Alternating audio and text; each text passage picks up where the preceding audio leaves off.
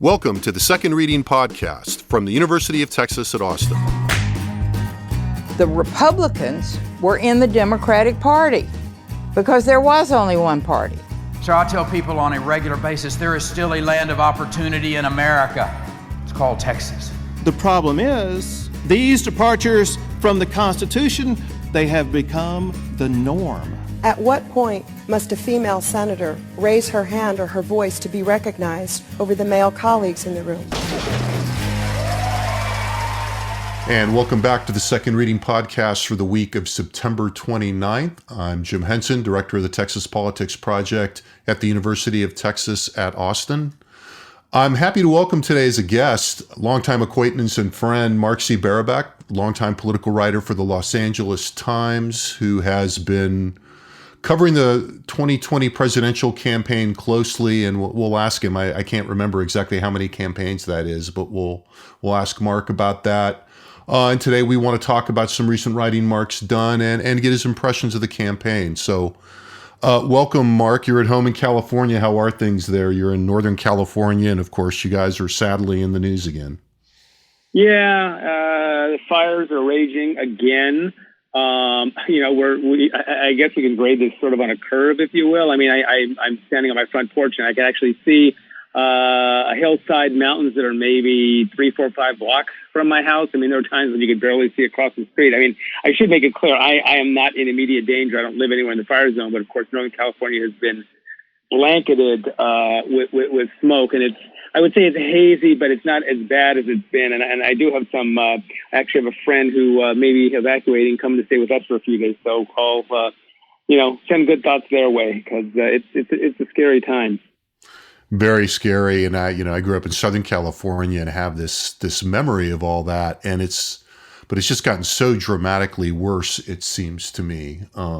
Yeah. That it's, yeah. And we used to talk about fire season basically being maybe September, October. I mean, there was a horrible fire a couple years back or so on Christmas. So it's kind of like our fire season now extends. When you and I were growing up, maybe, as I said, September, October, but it's becoming like a July to December thing these days. Yeah, no, it is incredible. So I want to talk about some of the recent writing you've done from the campaign trail, and I want to start really with your most recent piece that you wrote with Jenny Jarvie that is dated September 27th. And I know you were working on it for a while. The title kind of says it all. It starts with a pull quote from one of your interviews. It's going to be like war, voters' eye 2020 election outcome with fear and loathing. And you set the story, soon in with a little excerpt I'm just going to read briefly. That goes like this. Candidates often say a presidential contest is the most important ever, telling voters to act as though their life depended on it and the country's future was at stake. Dozens of conversations with voters across the nation, from the West Coast to the upper Midwest to the East, suggest that, this time, many people really believe it. Punished by pandemic, buckled by economic hardship, and riven by relentless partisanship, America is facing an election unlike any in modern times, a vote shadowed by menace and fringed with paranoia, much of it fed by the occupant of the Oval Office, who incessantly acts to undermine confidence in the result. So I want to talk about this and what your takeaway was. The story really is an incredible mosaic with a lot of interviews from around the country. And tell me tell us a little about the story and what you were trying to capture. Well, I want to give due credit. I'm not going to reel off all the names, but I wrote the piece, as you said, with contributions from Jenny in the South and a half dozen or so other reporters all around the country. And I guess what we were trying to accomplish, I have a former editor at the LA Times. His name is Dean Baquet. I'm not sure whatever became of him. And he used to say, and I love this, he used to say that a campaign is the opportunity to tell the story of a time and place. So what we really wanted to do with that piece was just to sort of say, to put it another way, kind of where is America's head at?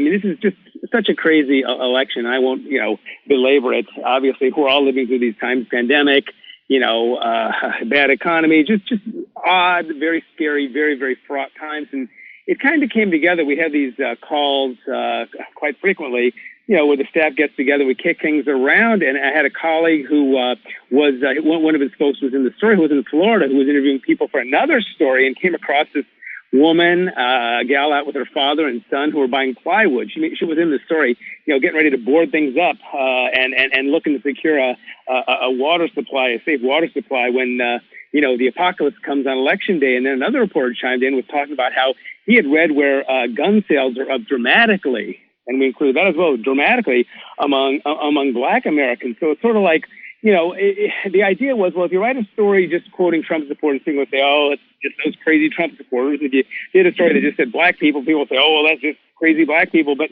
the idea was to show, again, not this, both sides or false equivalence, but just to show that there's this raging paranoia, fear and loathing, a phrase that dates both you and I, but that it's there and it's widespread, and it's not just on the left and it's not just on the right.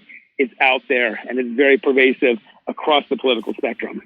We're talking about dating ourselves, and one of the things that really struck me about the story was, really how not familiar this is, in the last, for the last few cycles. You have to go. I mean, there's a point in the story where I think you quote an academic in parentheses saying, "Look, this is not entirely novel." But it has been a while since it's felt quite this general sense of the center will not hold, and the sense that the sense that these feelings of threat, which you're calling paranoia, but also a kind of decay in faith in the system, is just so widespread. It's been a while. Yeah. I did a piece earlier this year that sort of drew the contrast with 1968, which was a horrible year of assassination and riots and unrest and protest and drawing some parallels. But you really have to go back that far. But even then, I don't think, as you suggest, you had this complete lack of confidence, just not just in the institution, but in the election itself. Now, to be blunt, and I don't think this is a partisan statement or an opinion, you do have a president who has used his office to call into question the legitimacy of its election, the veracity of it, the means by which we're conducting this election, and that has contributed enormously to this. So you take pandemic, you take social isolation, you take all the stuff that everybody's living with, and you have a president who has, rather than laying a calming hand, if you will, has raised a clenched fist. I think that's contributed to it as well. I'm curious, as you went through the raw material of the pieces of, this, it seems like you did kind of dozens of interviews for this story, you and your colleagues. Could you see how clear was the influence of the president's rhetoric in the raw material you had to choose from here?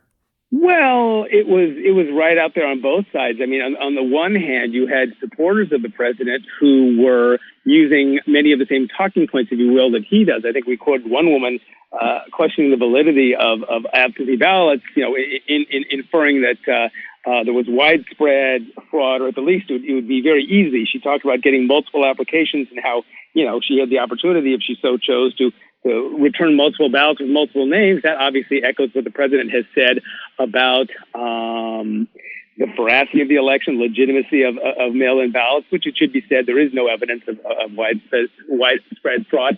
And then on the other end of the spectrum, you had Democrats who were reacting to what the president has said, his suggestions that he won't necessarily commit to a peaceful transfer of power, and that's raised all sorts of concerns on both sides. So I would say that, the president, whether you love him or loathe him or somewhere in between, very much is shaping attitudes in the way people on both sides are looking at this election and how it's going to come off. And more importantly, the point of the story was really looking at post-election. It wasn't trying to say whether Trump would win, Trump would lose. It was saying how people look at the aftermath.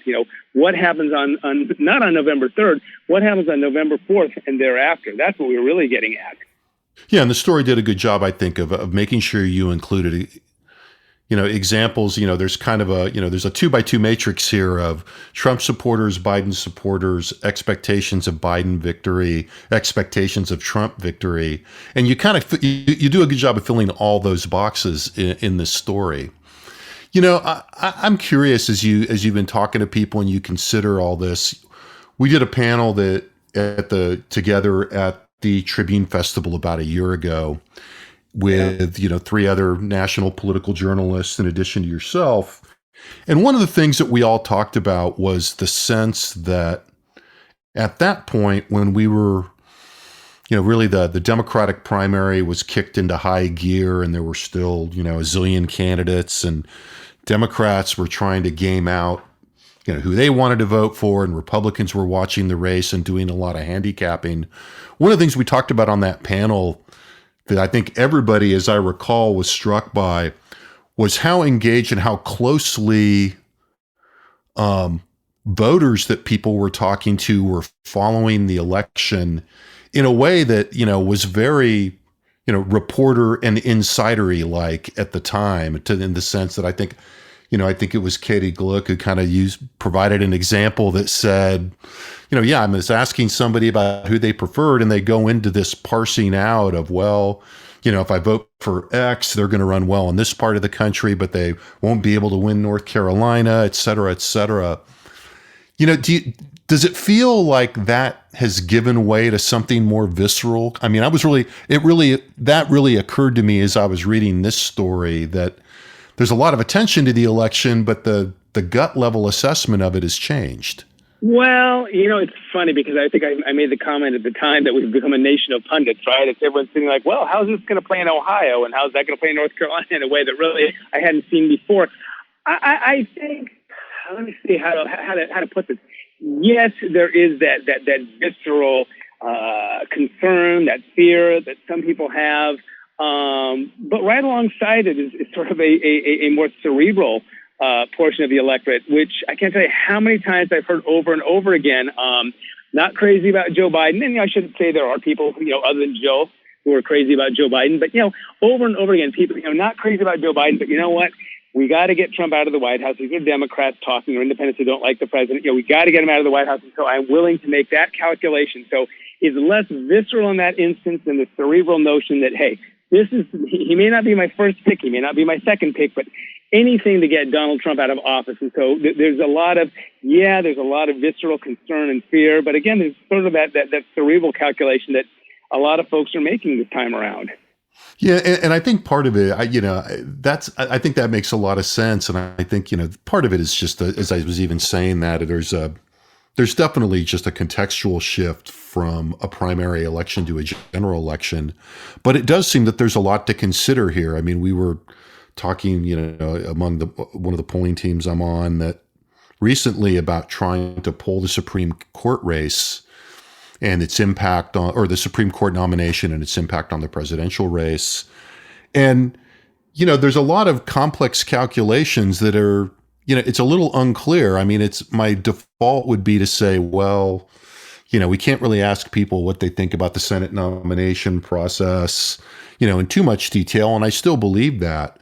At the same time, I think the court nomination case, and we can kind of talk about that a little bit, raises the issue of just how deeply some voters are thinking about this. And I think, the Supreme Court nomination is actually one of the more complicated things that I think a lot of voters do hold in their head. That's a little more average than, do I think healthcare is, that's a little more complicated than do I think healthcare is important or not? Does that make sense? Yeah.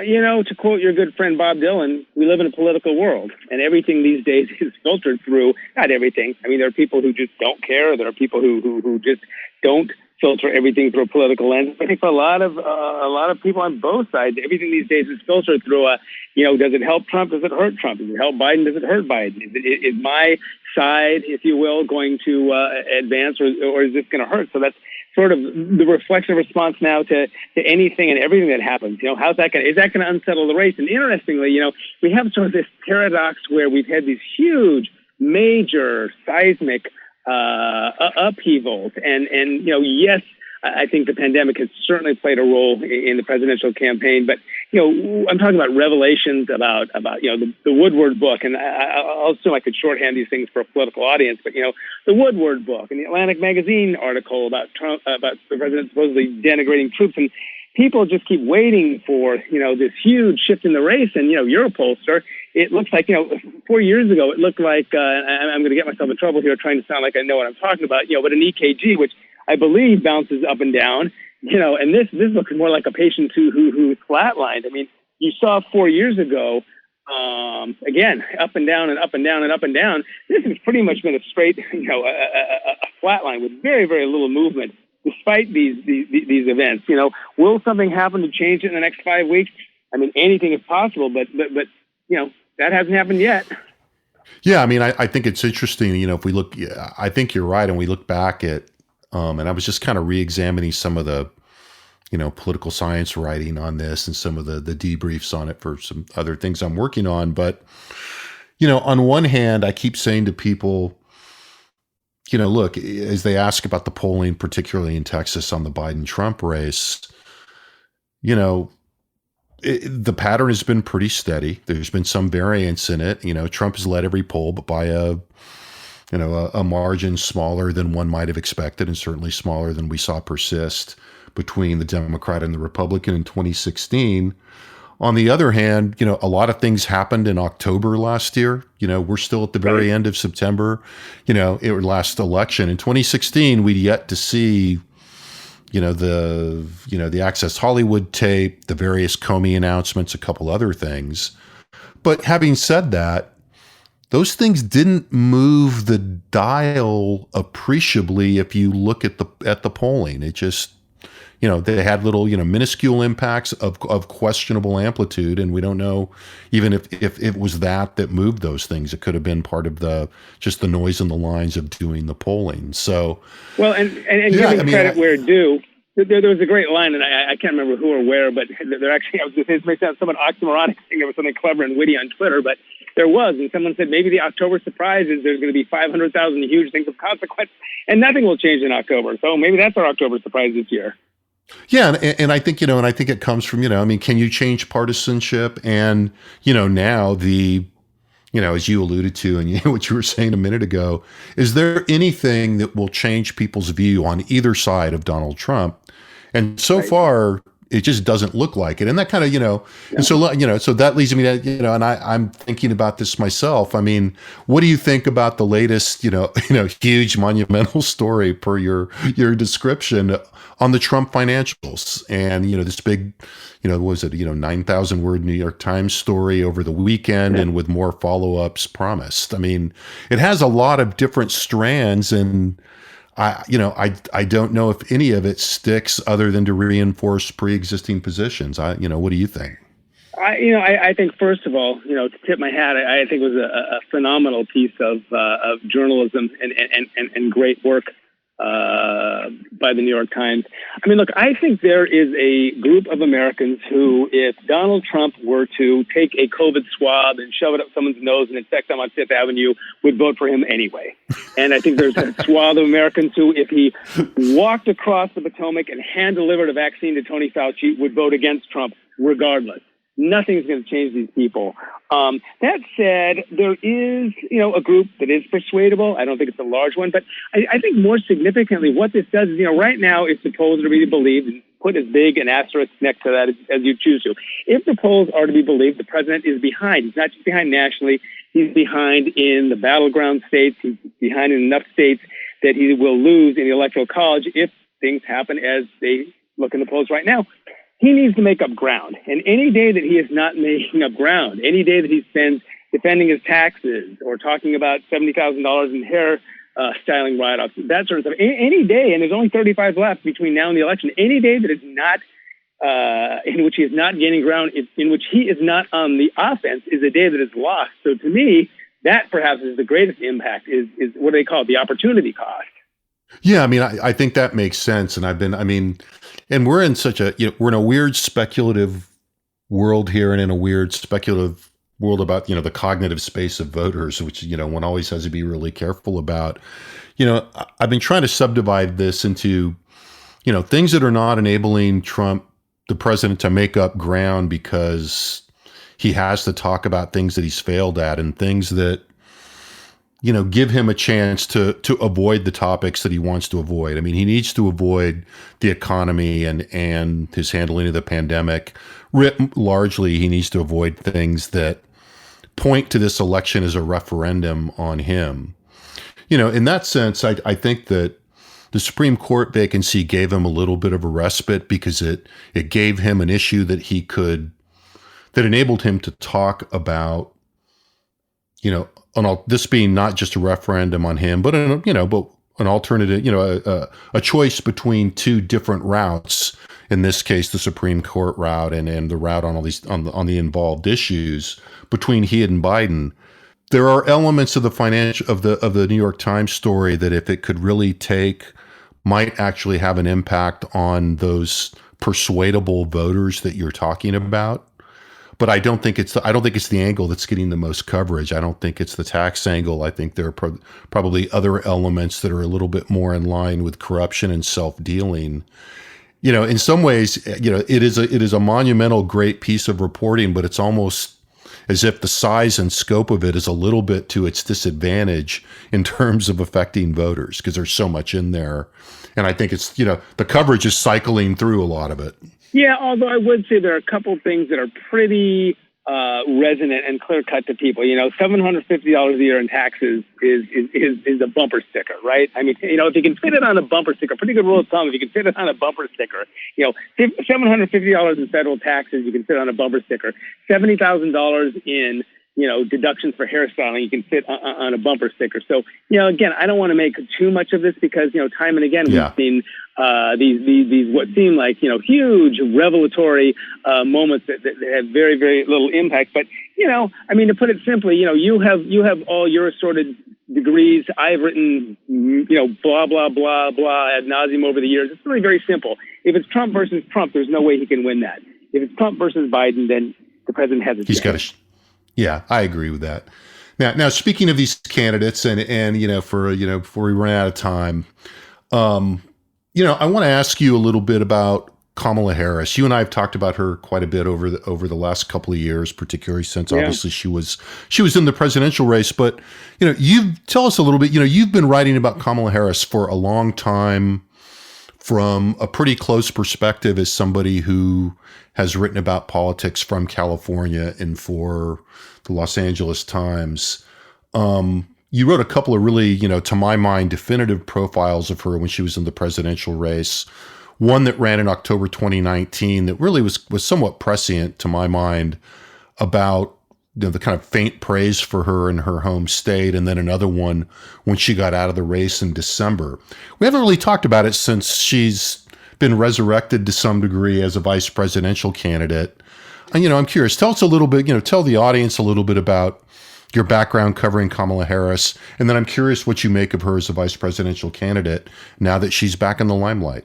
Well, I've known Senator Harris since she was district attorney of San Francisco, and I always had a very good, cordial relationship with her. I'm not sure how good that relationship is these days, given those stories you mentioned. But, I've known her personally. We would have lunch now and again just to share political gossip and chat. She's very good company, for whatever that is worth. Fun, intelligent, thoughtful, good company. She went from district attorney of San Francisco to attorney general, a really tough race. Some would tell you the only really tough race she had statewide, I should say. She knocked off an incumbent district attorney in San Francisco, which was no small feat. Then was elected attorney general, like I said. Toughest race she ever had, running against L.A. County's district attorney. Won that race, not by a lot, but won, and then had pretty smooth sailing to the Senate, and then launched a presidential campaign. And I think if there was a fundamental flaw to her campaign, it pains me to say this as a native Oaklander to invoke the infamous Gertrude Stein line about there being no there there. But, I think what Senator Harris lacked as a presidential candidate was a seeming core set of values or principles. I think there was the impression that she was running basically for the sake of running with a sense that now was the time for a black woman to run as a representative of a Democratic Party that is increasingly a party of I say minorities, but in some states they're a plurality, but of minorities, of women. And so, there just didn't seem to be a core set of issues or values that she was running on as a presidential candidate, and that hurt her. in a way that I don't think it's as much an issue. There was a quote in that November story you mentioned from a longtime student of California politics who said to me that and I'm doing this off the top of my head, so I may not get it all together right, but the idea was that part of Kamala Harris's problem as a presidential candidate was that she could not decide whether she was a conservative Democrat, somewhere in the middle, a progressive. And he said that, if, and this was, before we knew she was going to be on the ticket, he said, but if she was the vice presidential ticket, that problem would go away because she would be whatever the top of the ticket wants her to be. And that's what we've seen. And I don't want to make Kamala Harris seem vacant or a proverbial empty suit in any way, but the role of the vice president is to do what the top of the ticket, or I should say, what they agree upon in tandem is the role of the vice president. So she hasn't had that problem. Kamala Harris is very, very good. She's just an absolute grind when it comes to preparation. I mean, will just prepare herself to fairly well. And you see that in her, I don't want to use the word performance because that's somewhat pejorative, but you see it, when she's had these breakout moments on Capitol Hill, whether it was quizzing Jeff Sessions or Brett Kavanaugh or William Barr. She's been very, very strong and very powerful in those moments when she's been able to prepare a lot. There is a performative aspect to politics, and I don't see that as a pejorative, but there is. She's a former courtroom litigator, so she's very, very skilled at that. She's had a couple opportunities, will have a couple opportunities. She had her speech at the convention, which didn't knock anyone's socks off, but was serviceable to good. And then she'll appear in the vice presidential debate, which again is sort of her forte. So bottom line is, I think she will be, win, lose, or draw, I think she will prove a better vice presidential candidate than she was a presidential candidate. Not to get too far ahead of ourselves, but, can't really help it if we're talking about this. So as you look forward, I mean, should Biden win, this puts her back in the presidential tier. I mean, do you suspect then that the experience would fill in some of those gaps that you were saying were there? And again, I think you've been, fair and, to do some work for you. I mean, I think you do a good job of saying, you're not saying that she's vacant or incapable, but that there was a certain absence at that point in her career in the presidential race. Do you think this in a sense fills that gap if she, were Biden to win and were she to serve as vice president? Yeah, I would think so. She will be at Biden's proverbial right or left hand, depending where she's sitting. It'd be interesting to see what role he gives her. I mean, your history. You know that the vice presidency used to be basically a nothing burger, but it has become quite important. From Walter Mondale on, presidents task their vice presidents with specific things. So I imagine a lot will depend on how she serves and what her role is as vice president. But, I think that, it can't help but give her more grounding, more seasoning, more experience. And, definitely, win or lose, I think there's no question that as we start out, whether it's November 4th of this year or 4 years down the road or 8 years down the road, that as we start out, Kamala Harris will be the front runner to be the next Democratic nominee for president. And you will have a lot of insight into that candidacy should it play that way. Mark, thanks a lot for being here. I know you're busy and working on a lot of stuff and have a lot of headspace to fill, so we appreciate you coming by. It's been a pleasure. Thanks for having me. All right, you take care. That's it for this week's Second Reading podcast. As always, you can find this podcast on the Texas Politics Project website, along with, our historical archive of data and writing information about government and politics. Primarily, they're not exclusively in Texas. That's texaspolitics.utexas.edu. Thanks to our technical staff in the College of Liberal Arts, in the Liberal Arts Development Studio at the University of Texas at Austin. And thanks to all of you for listening. Until next week, I'm Jim Henson, and so long.